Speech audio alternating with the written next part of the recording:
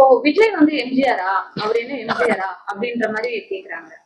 அது ஏன் அந்த எம்ஜிஆர் கூட கம்பேர் பண்ணி ஃபர்ஸ்ட் கேக்குறாங்க? அவர் ஒரு சினிமா நடிகர்னு சொல்லிட்டு ஒருவேளை கம்பேர் பண்ணலாமே தவிர, எம்ஜிஆர் சார் வேற, விஜய் சார் வேற. விஜய் சாரோட ஐடியாஸ் வேற, அவரு எம்ஜிஆர் சாரோட ஐடியாஸ் வேற. எம்ஜிஆர் சார் வாழ்ந்த காலங்கள் வேற, அந்த மக்களுடைய மனநிலை வேற. இவர் வாழுற காலம் வேற, இந்த மக்கள் மனநிலை வேற. அதனால அவரு எம்ஜிஆரான்னு கேட்டா, எம்ஜிஆரோட வந்துட்டு நம்ம எம்ஜிஆர் மாதிரி வந்து இன்னொரு எம்ஜிஆரும் கிடையாது, விஜய் மாதிரி இன்னொரு விஜயும் கிடையாது. ரெண்டு பேரும் எதுலையுமே கம்பேரே பண்ண வேணாம்.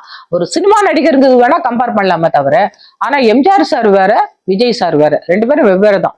அது என்னன்னா, எம்ஜிஆர் வந்து மக்களுக்கு நிறைய நல்லது பண்ணாரு, அந்த மாதிரினா விஜய் பண்ண போறாரா அப்படின்ற மாதிரி கேக்குறாங்க. எம்ஜிஆர் சார்ட்ட ஆட்சி இருந்துச்சு, நல்லது பண்ணாரு, அதிகாரம் இருந்துச்சு, நல்லது பண்ணாரு மக்களுக்கு.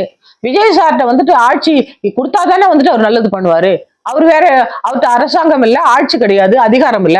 அவர் என்ன போலீஸ் என்லிஸ்ட்மெண்ட் பண்ண முடியுமா, இல்ல டீச்சர்ஸ்க்குலாம் வேலை கொடுக்க முடியுமா? அவரை வந்துட்டு ஓட்டு போட்டு தேர்ந்தெடுத்தாதான் எம்ஜிஆரோட கம்பேர் பண்ண முடியும். எம்ஜிஆர் இவ்வளவு எல்லாம் பண்ணாரு, விஜய் இவ்வளவு பண்ணலையேன்னு சொல்ல முடியும். அவர் வந்துட்டு ஒரு சிஎம், அவர் ஆட்சியில இருந்தவர், 3 முறை வந்து அவர் சிஎம் இருந்தவர்.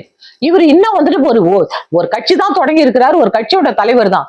அவர் போய் எம்ஜிஆர் சார் மாதிரி பண்ண முடியுமானா, நம்ம ஆட்சி கொடுத்து அதிகாரத்தை கொடுத்தா தானே அவர் பண்ணுவாரா பண்ண மாட்டாரான்னு தெரியும். சொல்லாமலே அவர் போய் எம்ஜிஆரான்னு கேட்டா, அவர் எம்ஜிஆர் இல்ல, அவர் விஜய்.